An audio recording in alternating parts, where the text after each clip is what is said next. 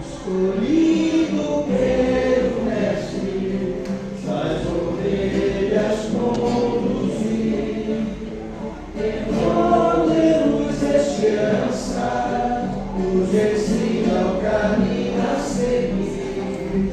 Sua vida é o exemplo de coragem, amor e humildade, ilumina nosso coração no trabalho e na caridade. Papa Pio XII, apóstolo da paz, seguindo os seus passos, ninguém fica para trás. Papa Pio XII, apóstolo da paz, seguindo os seus passos, ninguém fica para trás. Guia de fé, luz radiante, afasta a tristeza e a solidão, abre os portais do mundo infinito, ajuda na dor, estende sua mão nas horas difíceis da vida. Rota segura para vencer, és o presente divino.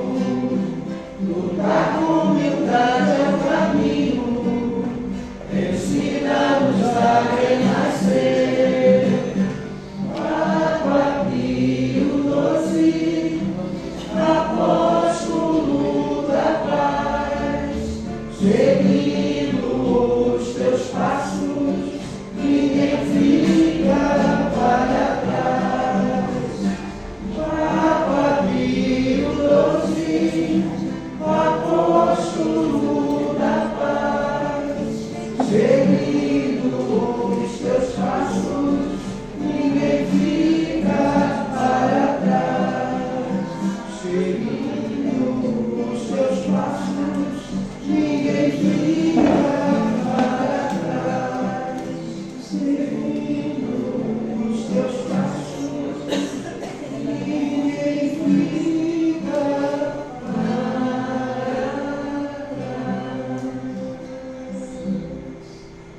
Boa noite a todos. Boa noite. Que a paz do Mestre Jesus esteja presente. Estamos aqui mais um sábado, né, realizando a nossa reunião pública, como fazemos todos os sábados, a partir das 19 horas, certo? Tem gente pela primeira vez? Eu senti que tem pessoas que vieram pela primeira vez. É bom, você já conhece. Ele é a primeira vez? No sábado, sim. Qual é o seu nome? Paulo. Paulo, seja bem-vindo. Tem mais alguém que veio pela primeira vez? Seu nome? Jason. Jason. Nilo. É meu servidão. Ah, tá, tudo bem, tranquilo. Sejam bem-vindos, tá? Sintam-se abraçados por todos, tá? Qualquer informação, qualquer dúvida que vocês precisarem, qualquer pergunta, é só procurar todo mundo com a camisinha azul, tá? Devidamente uniformizado. Tem alguns que não vieram uniformizados, que vocês também podem procurar, tá bom? Inclusive ali na nossa recepção nós temos um folhetim como esse aqui, e ali tem toda a programação da casa, tá? Qualquer dúvida para vocês manterem informados, pode pegar um panfletinho desse, olha ali, tem as informações. E aí, precisando de um esclarecimento maior, é só nos procurar que nós estaremos aí, tá? Sintam-se abraçados, tá? Bem-vindos. E dá uma olhadinha nos celulares, por favor, tá? Nem que seja para desencargo de consciência, veja se não desligou, né? O nosso contato agora, a nossa conexão agora é com a espiritualidade, né? Então dá uma olhadinha aí. Caso você necessite mantê-lo ligado, coloque ele naquele modo que ele fica vibrando, né? Porque às vezes é alguma emergência, você tem essa necessidade. Vindo a atender o celular, né?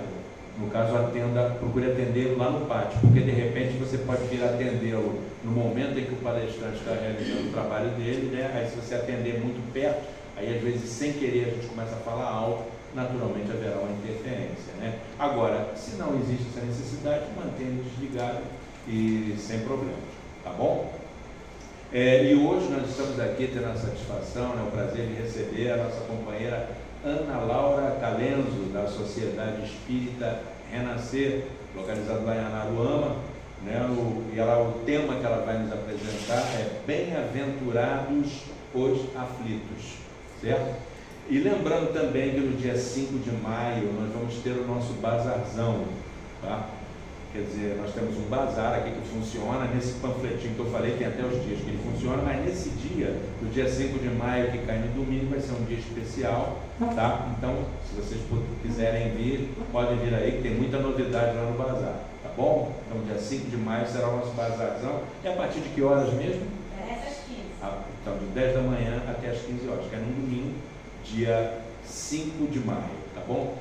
Eu gostaria de convidar para fazer a prece a nossa companheira Rosana, né?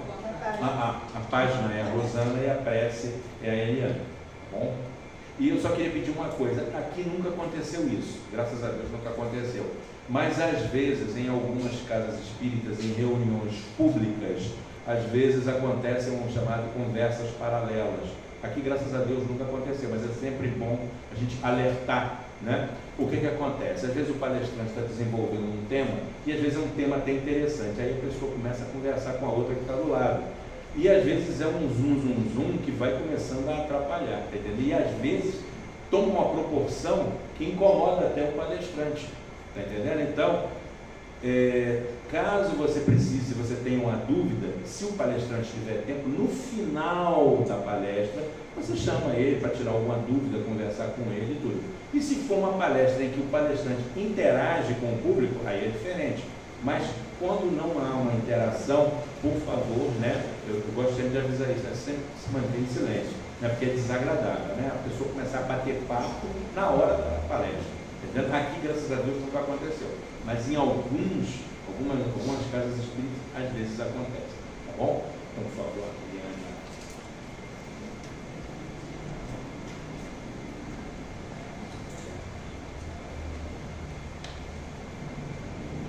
Boa noite a todos.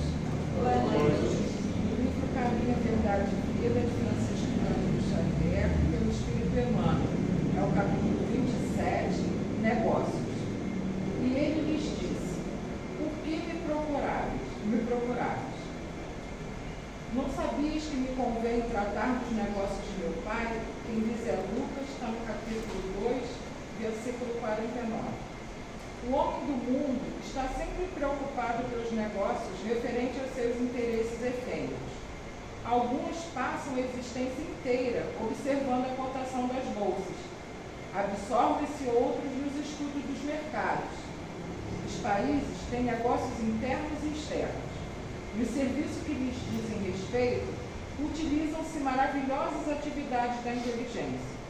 Entretanto, apesar de sua feição respeitável, quando legítimas, todos esses movimentos são precários e transitórios. As bolsas mais fortes sofrerão crises, o comércio do mundo é versátil e por vezes ingrato. São muito raros os homens que se consagram aos seus interesses eternos. Frequentemente, lembram-se disso muito tarde, quando o corpo permanece a morrer.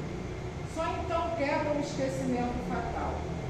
No entanto, a criatura humana deveria entender da iluminação de si mesma o melhor negócio da terra, porquanto semelhante operação representa o interesse da providência divina a nosso respeito. Deus permitiu as transações no planeta para que aprendamos a fraternidade nas expressões da troca. Deixou que se processassem os negócios terrenos de modo a ensinar-nos, através deles, qual o maior de todos. Eis porque o Mestre nos fala claramente nas anotações de Lucas: não sabias que me convém tratar dos negócios de meu pai?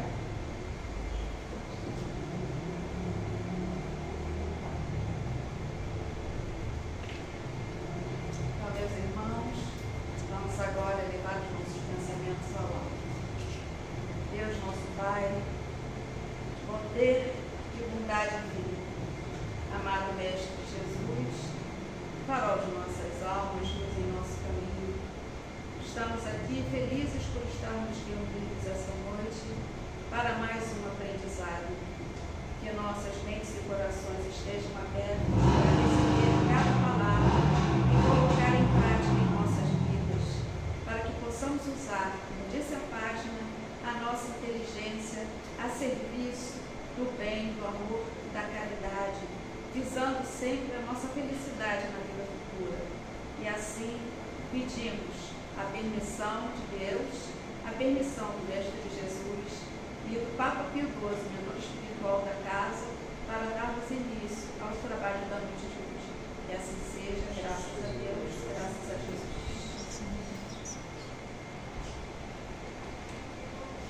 Bom, Ana, seja bem-vinda à tribuna da Casa Juiz de Esperança. Oi? Posso ficar aqui? Ou melhor, está gravando? Fica assim. Pode tirar. Vocês me ouvem bem? Tira o microfone. É. Pode tirar, se vocês quiserem. Melhor falar no microfone. É? Então, deixa ele pra cá.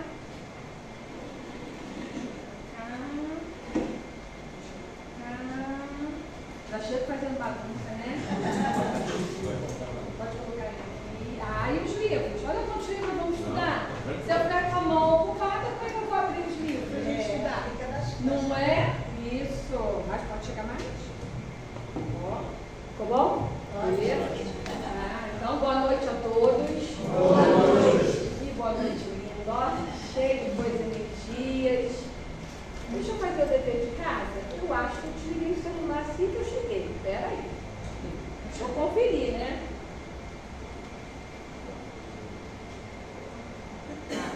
Porque eu costumo dizer que a única vibração que nós teremos no momento é do plano espiritual, não é?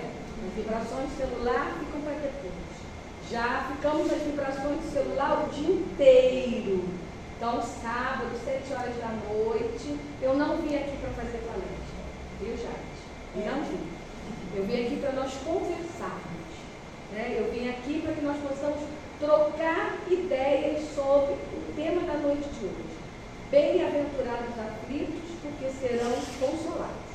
Então, essa é a nossa ideia, conversar um pouquinho sobre esse tema. Senão a gente dorme, né?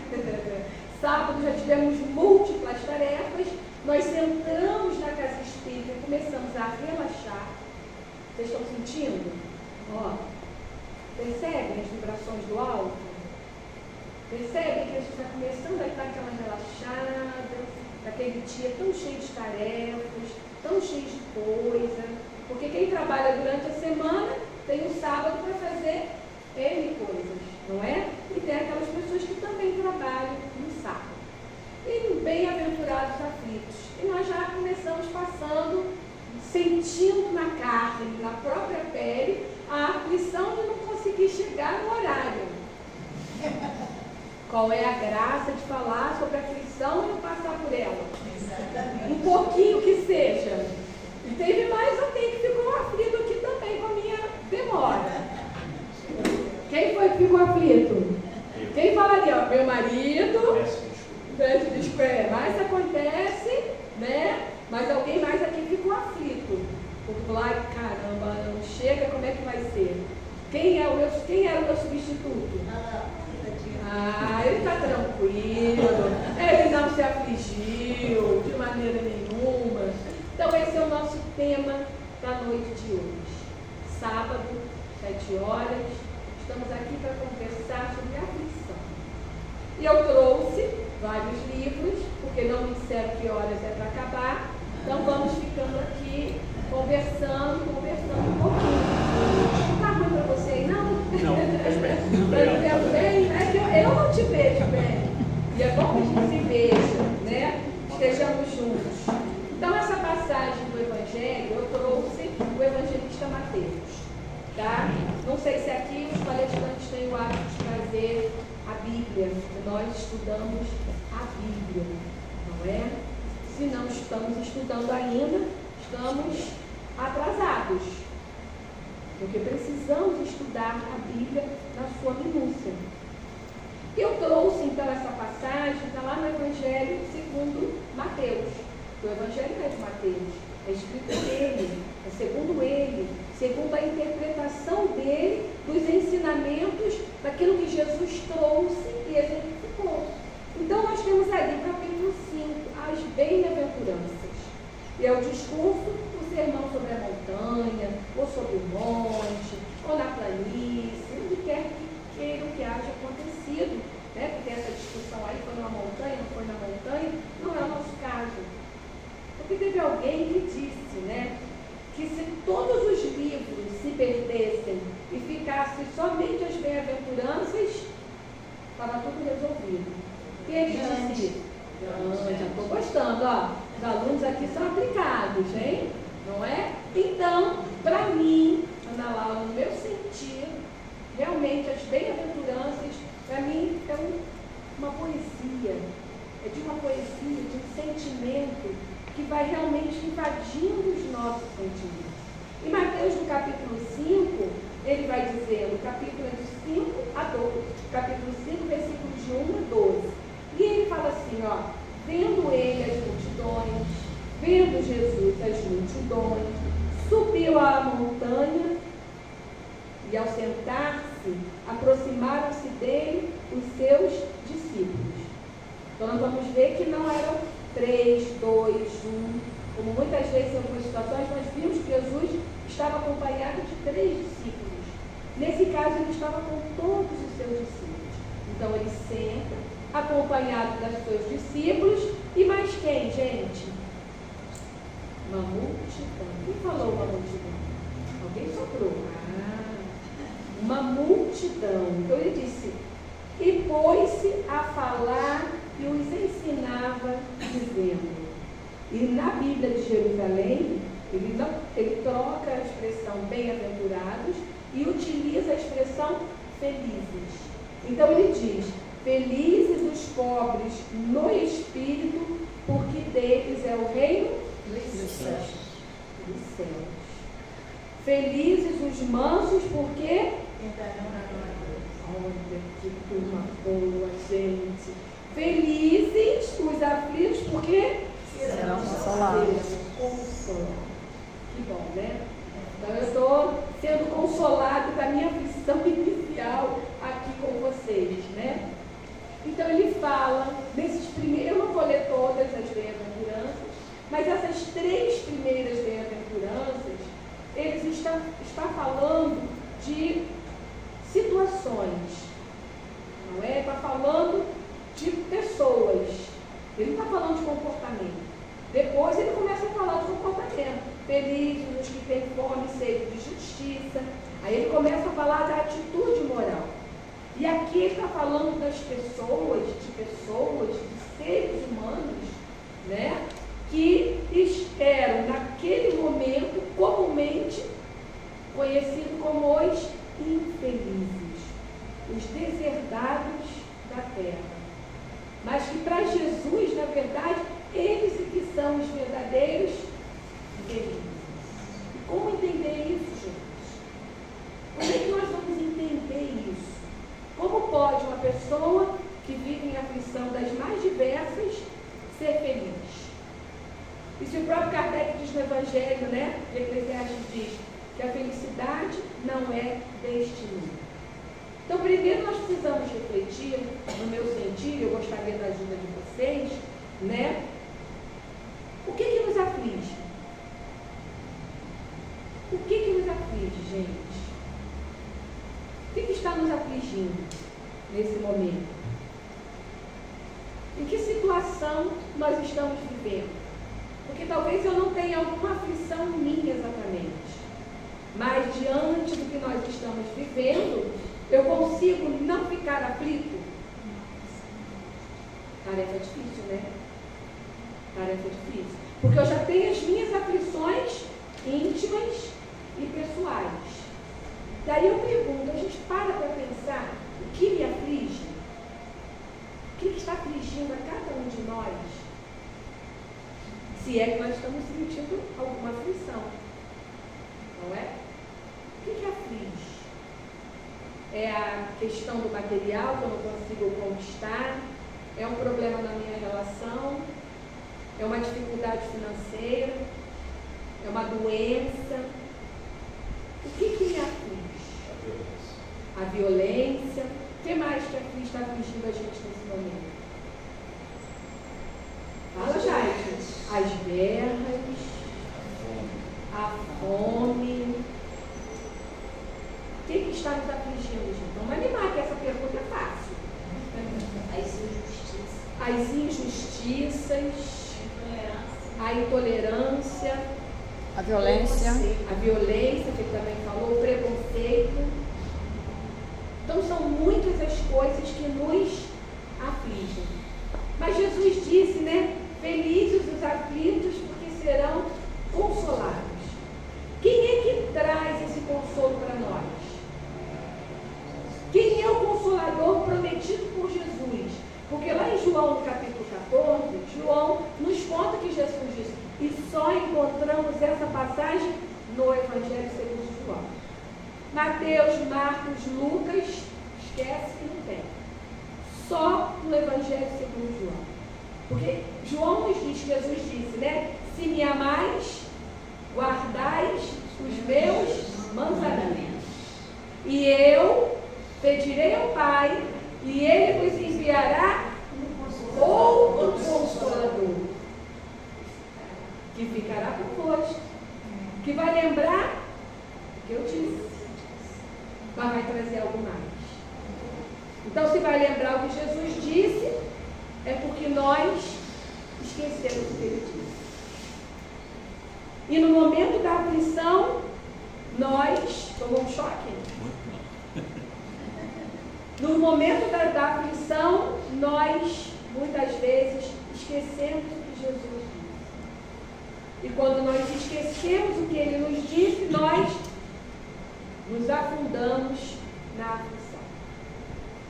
Mas é muito interessante, porque o Espírito François, no Evangelho segundo o Espiritismo, no capítulo 5, que vai falar, né, o que é da origem das aflições, vai nos trazer por que os motivos, e daí a gente é um capítulo que precisamos estar sempre estudando.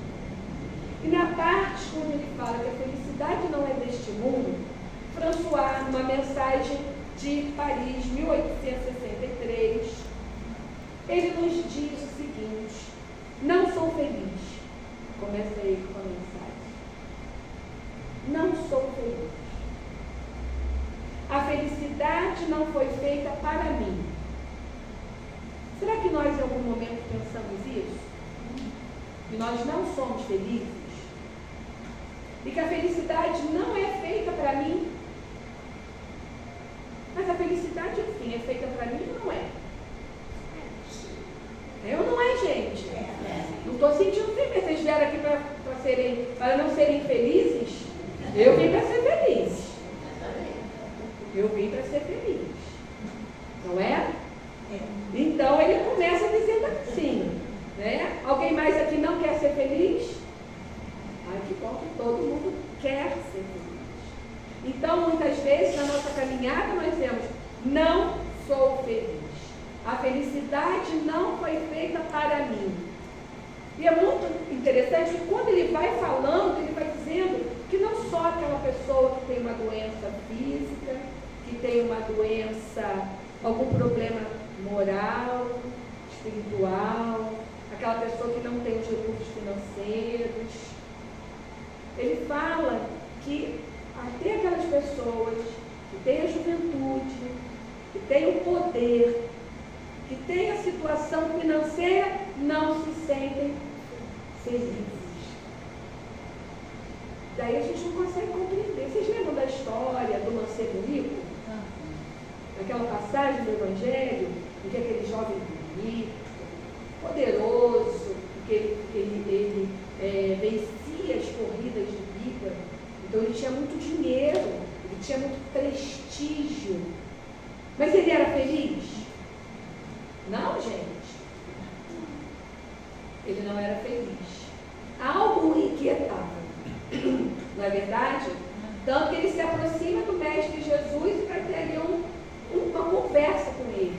O que ele deveria fazer para ser feliz, para acabar com aquela angústia cheio da grana. Aí Jesus disse para ele, ó, deixa tudo e vem. Aí ele parou, pensou, falou, caramba, vou fazer mais uma corrida de biga, né? Deixa eu ir lá, fazer essa corrida, e depois eu faço aí tudo que o Senhor está dizendo que eu vou fazer. E o que acontece com ele? Alguém sabe? A Amélia Rodrigues nos conta? Ele morre na corrida de biga. Ele tem o seu corpo estraçado. Não aproveitou a oportunidade, né? Não aproveitou a oportunidade. Então, precisamos refletir sobre isso. Não é? O que nos aflige? O que está nos afligindo? Onde está a minha aflição? E ele vai dizendo exatamente isso para nós. E aí eu lembro, ele diz assim, ó, digo mais, nem mesmo reunidas essas três condições tão desejadas, que é o poder, a juventude e a riqueza, faz com que aquela pessoa se sinta feliz. Porque talvez, eu gostaria que vocês me ajudassem, a nossa expectativa, o nosso projeto de felicidade, e essa é a pergunta que eu gostaria de deixar e que eu vou repetindo ao longo do nosso estudo, nas nossas reflexões. Qual é o meu projeto de felicidade? Não contem para mim. Reflitam. Qual é o seu projeto de felicidade? Seu. Não é o seu com A, com B, com C, o projeto dele, dela, do marido, da esposa, do filho, do papagaio, do periquito, do passarinho. Não. É o meu projeto de felicidade. Qual é o meu projeto de felicidade? Eu preciso refletir sobre isso, não é verdade? O meu projeto de felicidade está dentro da minha expectativa, mas a minha expectativa está dentro da minha realidade. Porque antes de reencarnar, eu provavelmente espero, né, e creio que a maioria de nós participou do nosso planejamento reencarnatório. Aí eu quero perguntar, quem é que lembra o que planejou lá quando estava no mundo espiritual? Ninguém lembra. Gente, que memória fraca. Vocês estão com muita memória, hein? Você lembra? Eu lembro. Vou dizer, eu pedi para ser assim, baixinha, o cabelo enroladinho, não pedi olhos azuis, não sei porquê, entendeu? Pedi essa corzinha de pele, uma dorzinha no ciático, às vezes uma dor no estômago, umas dificuldades pelo caminho. Mas nós sabemos que o nosso planejamento reencarnatório, eu não vim de férias, vocês vieram? Ninguém veio de férias aqui? Gente, eu também não vim de férias. Então, quando eu fiz o meu planejamento reencarnatório, eu não pedi para ficar aqui só a passeio. Eu pedi ao Pai a possibilidade, a oportunidade, cadê o relógio ali? Ao Pai a oportunidade, né, de equilibrar aquilo que eu desequilibrei. Porque quando eu perco meu rumo, eu perco a minha meta, eu saio do meu caminho, eu desequilibro. Só a mim? Não. Eu desequilibro o universo, gente. E eu preciso restabelecer aquilo que eu desequilibrei. Concordam comigo? Se discordar, vamos lá, vamos começar. A ideia é essa. Então eu desequilibrei alguma coisa. Aí entrei lá nas filas, falei, vou entrar na fila do universiário. Isso aqui tá bom, tá fácil, né? A gente vai levando. Entrei ali com estômago sensível, tem gente que tem estômago de avestruz, que come de tudo, não tem problema. Não é verdade? Você olhou para ele porque ele é assim? Não. Eu vou olhar para ele porque ele é assim, é o que eu imagino. Come de tudo, padre. Principalmente você desequilibra o seu universo próximo. Exatamente. E isso vai se ampliando, porque você desequilibra o seu universo íntimo, você desequilibra o seu universo ao seu redor, e isso vai numa cadeia. Por isso que o nosso planeta está do jeito que está. Porque é uma cadeia que a gente não percebe. A gente não dá conta que nós fazemos parte de um ciclo que precisa ser virtuoso e não vicioso. Então nós vamos desequilibramos e precisamos equilibrar. Então eu pedi lá, isso é só o que eu lembro. O resto eu não lembro, eu acho melhor não lembrar, por enquanto. O que vem aqui à frente, eu não sei. Mas certamente eu não pedi para ficar na praia todo dia fazendo nada, tomando água de coco, comendo camarão, peixe, que eu adoro. Não foi isso que eu pedi. Não foi isso que eu me comprometi. O meu compromisso é de provas e expiações. Então, se o meu compromisso é de provas e expiações, a dor está no meu caminho. Brincadeira, né? A dor está no meu caminho. Aí eu trouxe Leon Denis. O problema do ser, do destino e da dor. Aí Leon Denis é cruel. Quando ele diz assim, ó, lá no finalzinho, o capítulo 26, que ele fala da dor. Aí ele não manda recado. Ele diz assim, ó, a dor segue todos os nossos passos. É a brincadeira, não. Aí ele diz assim, ó, espreita-nos em todas as voltas do caminho. Não satisfeito, né? Ele diz que a dor segue todos os nossos passos. E espreita-nos no nosso caminho, na nossa caminhada. E diante dessa esfinge que fita com seu olhar estranho, quer dizer, sempre a dor, ó, só nos esperando, espreitando pelo caminho, o homem faz a eterna pergunta: por que existe a dor, gente?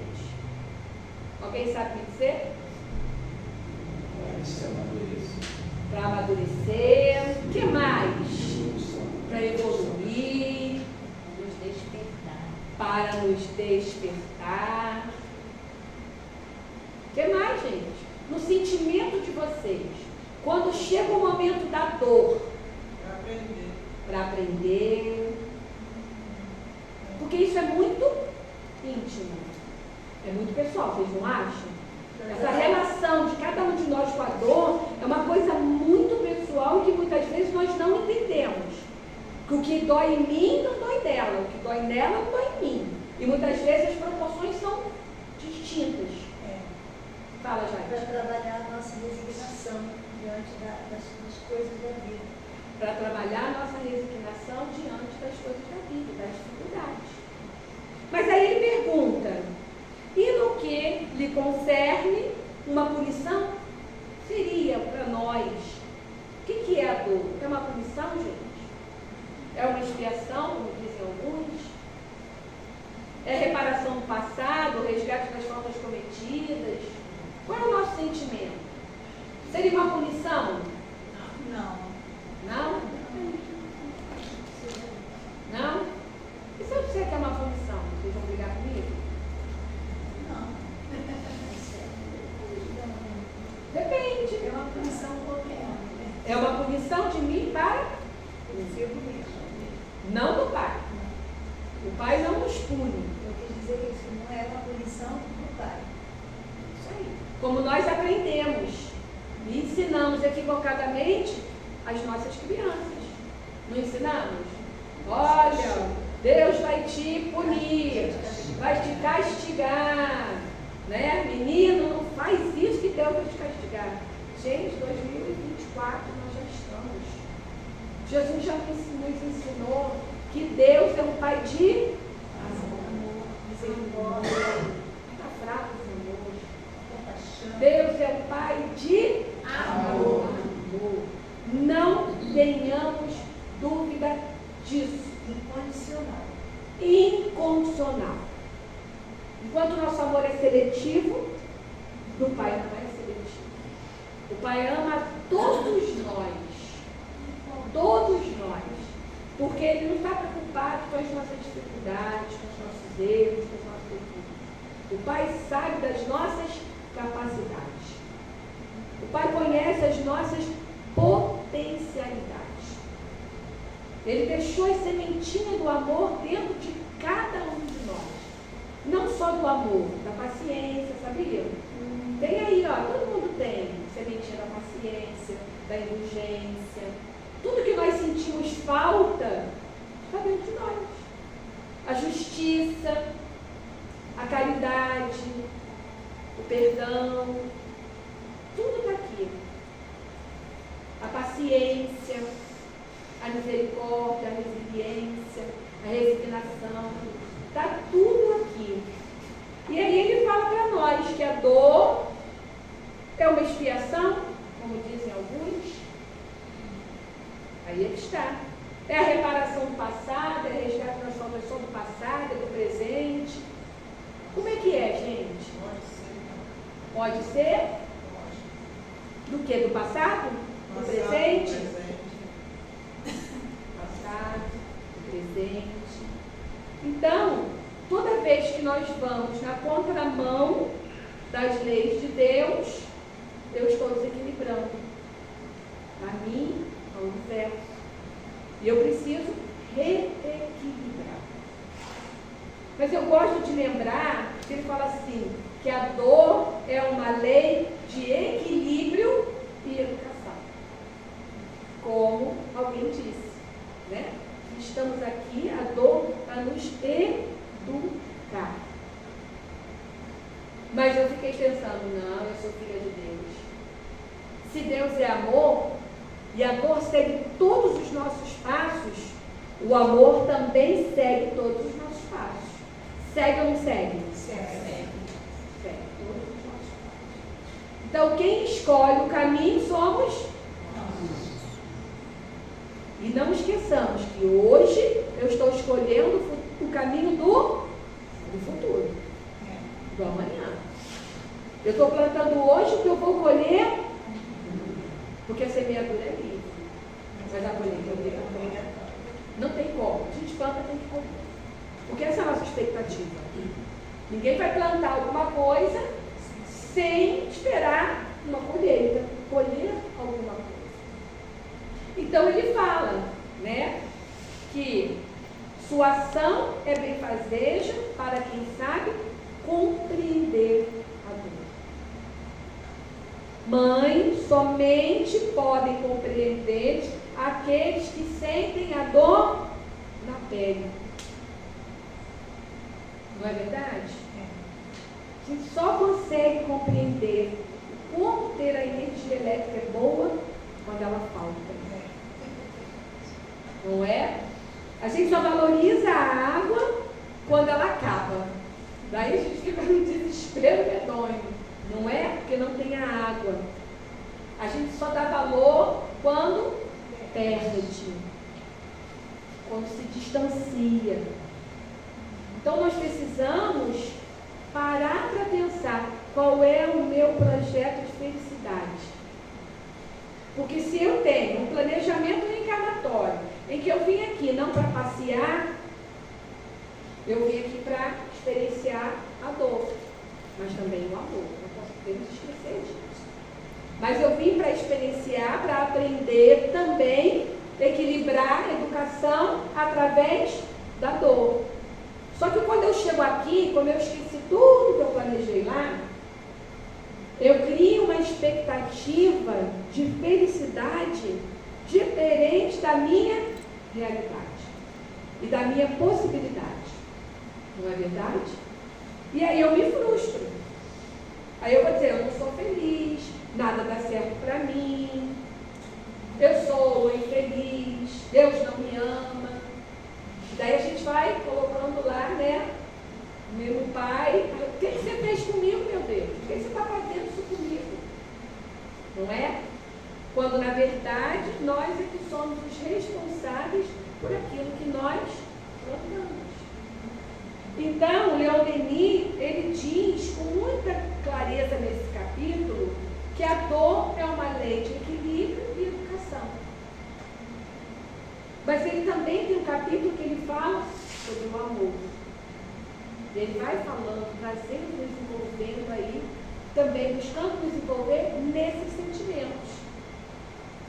E quando a gente está falando aqui de fruição, de ação, de reação, nós precisamos ter muito cuidado. Porque nós gostamos muito, eu não sei se ainda está muito na moda, se é usual usar a palavra karma, né? Tem a gente falar, isso é o karma. A pessoa está passando por uma dificuldade, ou a pessoa tem alguma limitação física, ou alguma limitação psicológica, neural. E daí a gente fala, é o karma daquela pessoa. Então nós precisamos ter muito cuidado, porque Francisco Cajazeiras, o valor terapêutico do perdão. Eu ganhei esse livro ontem de uma amiga querida, que ela fez uma dedicatória que era para ter me dado esse livro em dezembro de 2021. Aí a gente não sabe por que ela não me deu. E daí ela foi procurar o dela e achou 2. Quando ela olhou, aqui a dedicatória para mim. Aí ontem nós nos encontramos e ela levou. E hoje eu já comecei a ler, que eu falei, eu quero fazer um estudo, porque eu achei o título tão importante, o valor terapêutico do perdão. Eu trouxe só um pedacinho, né? Porque ele vai falando desse nosso desenvolvimento da inteligência emocional. Nós estamos falando tanto da inteligência artificial, não é? Nos deslumbramos com a inteligência artificial. E a inteligência emocional. Então, ele está nos levando a refletir, e é muito interessante quando ele diz: é preciso, pois, aprender a vivenciar as emoções certas, no tempo certo, com a pessoa certa, na intensidade certa. Que dificuldade, hein, gente? Né? Ele trouxe um desafio imenso para mim. Confesso a vocês. E aí eu vou ler de novo. É preciso, pois, aprender a vivenciar as emoções certas, no tempo certo, com a pessoa certa, na intensidade certa. Mas para que eu possa vivenciar as emoções certas, eu preciso me conhecer. Conhecer que emoções estão aqui dentro de mim. Onde eu projetei a minha felicidade. Qual é o meu projeto de felicidade? E daí ele vai falando, ele vai classificando as doenças quanto à temporalidade. Que foi a pergunta que o próprio Leon Denis faz, né? Que nos leva a refletir. Será que a dor vem do nosso passado, do nosso presente? De onde vem a dor? E aí ele vai falando das doenças, porque as doenças nos causam dores. Mas obrigatoriamente as doenças estão aqui para nos causar sofrimento? Não, gente. O sofrimento é opcional. Eu vou sofrer por opção. A dor eu vou sentir. Como eu lido com ela é que vai fazer toda a diferença. E aí eu não preciso sofrer. Vou sentir a dor e vou buscar trabalhar. Agora é uma tarefa danada, né? Mas não é impossível. E à medida que eu vou me conscientizando e as dores vão surgindo, você começa a pensar, caramba, por que eu estou chorando? Por que eu estou sofrendo por isso? Será que é por aí eu sofrer dessa maneira? Choro, me desespero. Vai resolver? Não vai resolver o problema, não vai resolver aquela dor, aquela situação. Então ele começa falando aqui para nós exatamente isso, nos chamando a atenção que no nosso meio é comum nós usarmos o termo, o vocábulo karma. Só que quando nós falamos de karma, nós estamos falando de fatalidade. Eu não tenho escolha. Quando eu digo é karma, é fatal. Eu não tenho escolha. Mas quando eu digo que é a lei de ação e reação, eu tenho escolha. Porque a dor segue todos os nossos passos, como disse o mesmo. Mas o amor também segue todos os nossos passos. Daí ele começa a dizer, ele prefere utilizar o termo doença reativa. Que ela vai reagir ali, né? Vai criar uma reatividade. E ele fala das doenças reativas tardias. Quais são as doenças reativas tardias? São aquelas advindas das outras encarnações que eu tive. Das vidas que eu vivi lá em outras vidas. E que essas vidas que eu vivi estão registradas aonde? No texto. Quem não estuda, tem que estudar com a gente. Para poder entender, né? O que essa moça está falando no sábado às 8h30, 7h30, 4h da noite. O perispírito é o nosso corpo fluídico. Eu sou um ser trino. De uma forma bem simples. Eu estou no corpo físico, que tem aqui um corpo fluídico chamado perispírito, e eu, espírito, fico ali no perispírito. Então, quando eu vejo um espírito, eu vejo o perispírito, que é o corpo fluídico. E tudo, ontem nós estávamos estudando o Leonelino no livro Invisível, e ele reforça dizendo, tudo fica registrado no perispírito. Aí eu falei, lasquei. Tudo fica registrado aqui. Tudo. Não tem como. Tudo fica registrado. Eu posso não ter essa consciência, porque o meu perispírito e eu espírito estou limitado no corpo físico. Quando eu desprendo desse corpo físico, quando eu desencarnar e o cordãozinho de prata se romper, aí, aí é que a coisa começa a ficar, que ali eu tomo ciência e consciência de tudo que está registrado no meu corpo fluídico. Então ele está falando para nós das doenças reativas tardias, que são aquelas em que a causa do atual desequilíbrio está situada em uma encarnação aí anterior. E se traduz por uma alteração no corpo físico. De toda natureza. Desde as situações, as limitações por ausência desse ou daquele órgão, mas as limitações de locomoção, as limitações neurais, que não possibilitam que o espírito dê toda a sua gama de potencial. Então ele diz para nós, né, ser dada em nível macro, micro ou mesmo neuroquímico, podendo por sua vez ser evidenciada logo no nascimento, você já percebe aquela doença, aquela limitação, aquela dificuldade. Mas ele diz uma coisa que é muito interessante. Ele diz, o paciente não necessariamente adoecerá.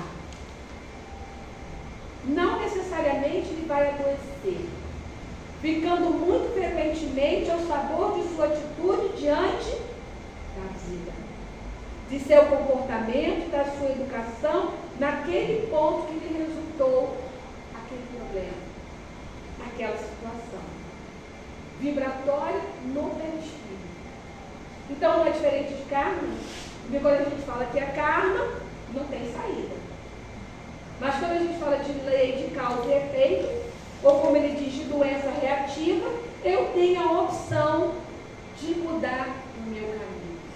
Porque o amor segue todos os nossos passos. E eu repito, não teremos dúvida disso. E daí é quando ele fala, né?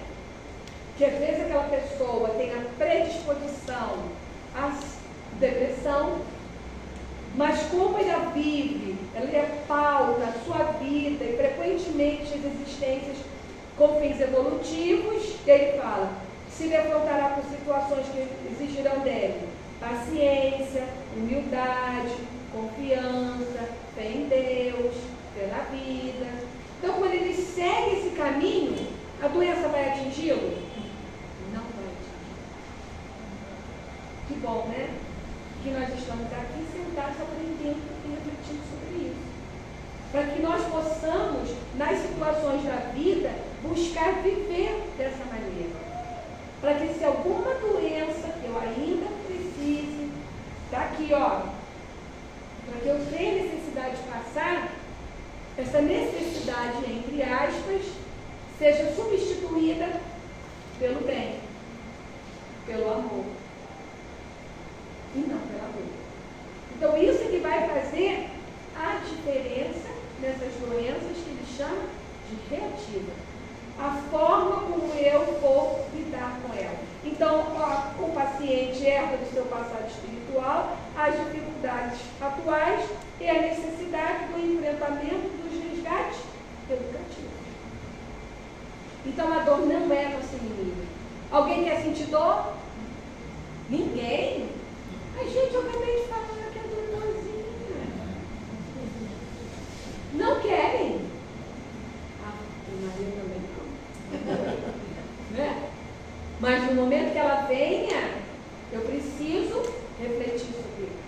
E aí ele fala que também tem as doenças reativas imediatas, que são aquelas que se originam na vida mesmo que nós estamos agora. São os casos de má utilização que nós fazemos aqui com esse corpinho, com essa máquina maravilhosa. Quando nós utilizamos equivocadamente essa nossa maquininha, o que acontece? Eu sofro as consequências. Então, é livre-arbítrio, livre-arbítrio e livre-arbítrio. Mas eu queria trazer para vocês, já estamos às 10 para 18, trazer para vocês até que horas? 10, 8, 9, 10. Eu me animo com a coisa. Tá? Então tá, 10, 8, 10 minutinhos. Eu trouxe esse livro maravilhoso. Vocês já leram? Quem já leu, levanta a mão. Posso dar um conselho? Quem não leu, leia. Quem leu, lê de novo. Lê assim, ó. Só uma lição. Paulo Estevam. Paulo Estevam, né? São os romances, são 5 romances, pois é. Mas eu estou dizendo, quem já leu, lê de novo. Estuda. Faz um grupo, sabe? Os meninos, nada pessoal. Senta as meninas assim, sabe? E pega e faz um grupinho de leitura e pega Paulo Estevam. E daí do Paulo Estevam, eu trouxe uma passagem muito que quando eu fiquei refletindo sobre bem-aventurados aflitos, porque serão consolados, eu lembrei de Samônio e Gamaliel. Samônio a gente nunca fala, Gamaliel a gente sabe que era o orientador, né, de Saulo de Tarso, e depois virou Paulo de Tarso. E esse é um momento em que Estevão, o amor, o irmão do amor da vida de Saulo, é preso por ele. E ele faz um discurso maravilhoso. E desse discurso, 2 patrícios romanos extremamente ricos fazem o quê? Dão para os filhos a herança que era para eles, pegam o que lhe sobrou, vai na casa do caminho e dá para a casa do caminho. Porque era assim que eles viviam na casa do caminho. Cada um vendia o que é seu e levava, e aquele dinheiro passava a ser de todos, para todos. E Saulo não gostou de nada quando ele soube dessa história que chegou a ele. E mais irritado ainda ficou ele quando ele perguntou, que ele estava numa reunião com os patrícios romanos, ele pergunta: cadê Gamaliel? E alguém diz que Gamaliel foi lá na casa do caminho. Porque Pedro o convidou para ir na casa do caminho. Aí Saulo só não explodiu porque eles eram, muito amigos. Ele era discípulo de Gamaliel. Ele tinha um carinho imenso por Gamaliel.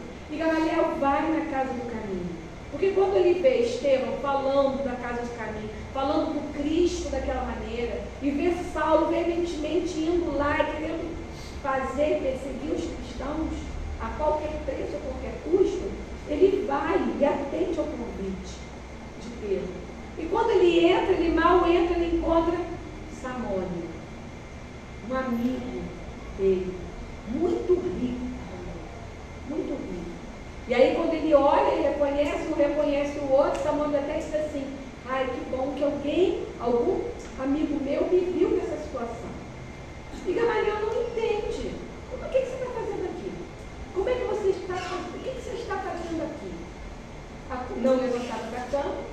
acometido pela lepra, hoje o mal de câncer, e ele começa a contar, Samuel conta para Gamaliel o que havia acontecido. Que ele havia trabalhado e juntado dinheiro. Trabalhou muito para juntar dinheiro, porque a expectativa dele é que ele tivesse uma velhice segura. Essa era a expectativa dele. A expectativa dele era essa. Mas qual foi a realidade dele? A realidade é que ele foi acometido pela doença. E quando ele foi acometido pela doença, os filhos, opa, vamos pegar aqui o dinheiro do papai. E aí ele ficou sem dinheiro, mas ficou com a casa. E daí o que os filhos fizeram? Opa, vamos denunciar o papai. Porque naquela ocasião, quem tinha lepra era denunciado. E era levado para o vale dos leprosos, dos imundos, como eles falavam antigamente. Não é? E às vezes eu me questiono, será que hoje em dia é muito diferente? Quando nós vemos alguém numa situação como a dele, o que fazemos? E daí, ele vai expulso da casa dele, jogado no vale dos leprosos. Qual era a expectativa dele mesmo, gente? Segura. Ter uma velhice tranquila, segura.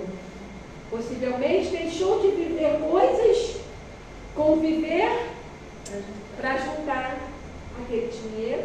E aí os filhos, ó. E quando ele chega no Vale dos Leprosos, ele não fica lá muito tempo.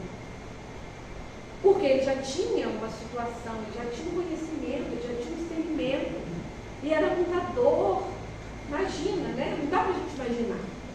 A dor dele, o sofrimento dele, de ser levado para lá pelos filhos. E então ele sai, começa a caminhar, e o pé fica em chagas, até que passa um carroceiro, coloca ele na carroça e leva ele para a casa do caminho. Esse carroceiro nos lembra quem é? Um bom samaritano. E que coragem, né, gente? Você colocar a mão no leproso, que era um imundo naquela ocasião, e quando você colocava a mão em algo imundo, você ficava imundo na sua própria carroça. Porque Deus também está conosco, Ele também segue todos os nossos passos. E naquele momento de dor, de aflição, Ele coloca aquele carroceiro ali no caminho de Samone e leva Samone para a casa de Samone. E daí eles travam esse diálogo e Samone, né, logicamente, Gamaliel se emocionam. E dessa passagem, eu só queria trazer o que Samone fala, duas falas dele para Gamaliel. Quando ele diz assim: ah, Senhor, como Job, vi meu corpo apodrecer entre os confortos de minha casa. E aí ele diz: Jeová, em sua sabedoria, reservava-me longas provanças. Então, olha a lucidez dele, né? Que Jeová é quem? É Deus. E ele percebe que naquele momento, naquela condição, naquela situação, ele estava passando por um momento de prova, de aflição. Bem-aventurados aflitos, porque serão consolados. E ele recebe o consolo, ele recebe o amparo, e ali ele toma contato com os ensinamentos do Cristo. Então é isso que vai nos consolar na nossa jornada caminhar. É o conhecimento de que nós somos filhos de Deus. Então somos cheios de amor, de bondade e de misericórdia. E daí, como eles travam o diálogo, porque Gamaliel não acreditava que Jesus era o Messias. E é tão interessante porque ele diz assim: se eu tivesse com saúde, plenamente identificado com a família e no gozo dos bens que conquistei com esforço e trabalho, talvez duvidasse também dessa realidade confrontadora. Então, que nós possamos refletir, que no momento em que tudo está bem, tudo está bom, nós esquecemos do Cristo, aí a gente não vem mais à casa espírita, a gente não vem mais ao estudo, tudo bem. E aí ele fala: mães, estou prostrado, esquecido de todos, e sei quem me deu a mão ali. Então, que nós possamos, nos momentos de dificuldade, antes deles, né, nós pensar qual é o nosso projeto de felicidade. O que é felicidade? Qual é o nosso projeto? Está dentro, nossa expectativa está dentro da nossa realidade? Ou será que o nosso projeto de felicidade está completamente fora da nossa realidade? Bem-aventurados aflitos, porque serão consolados. E a doutrina espírita é o consolador coletivo. Então, para fechar, eu trouxe Kardec lá na questão, lá no capítulo 1 da parte 4, quando ele fala felicidade e infelicidade antes. E é quando Kardec pergunta isso, né? Porque vocês uma pergunta que nós passamos muitas vezes para nós: por que tanta dor? Por que tanta infelicidade? Por que tanta doença, miséria, tristeza, tanta violência? E ele diz: completa a felicidade aqui na Terra? Não. A completa. Mas ele diz, os Espíritos dizem: dele, porém, depende a suavização de seus males e o ser tão feliz quanto possível na Terra. Mas vai depender do nosso projeto de felicidade. Vai depender do nosso projeto de felicidade. E daí a gente pergunta, né? Kardec perguntou: haverá, contudo, alguma soma de felicidade comum a todos os homens? E aí ele já dá uma dica para nós pensar no nosso projeto de felicidade. Aí os Espíritos dizem assim: com relação à vida material, é a posse do necessário. Nosso projeto de felicidade precisa estar na posse do necessário. Essa é a minha realidade. Com relação à vida moral, o que é felicidade? A consciência tranquila e a fé no futuro. Então eu quero agradecer a vocês.